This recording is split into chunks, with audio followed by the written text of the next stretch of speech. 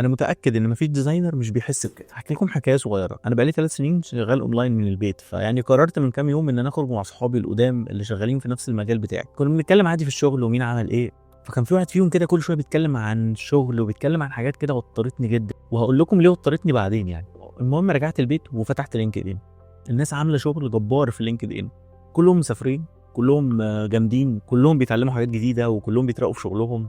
طب وانا هنا قاعد، طب انا فين وسط كل الكلام دوت؟ لاني مش متابع. حسيت ان فاتني عروض بلاك فرايداي، وفاتني ان انا اتعلم 3 دي عشان اطور من المجال بتاعي واجيب فلوس كتير ليا.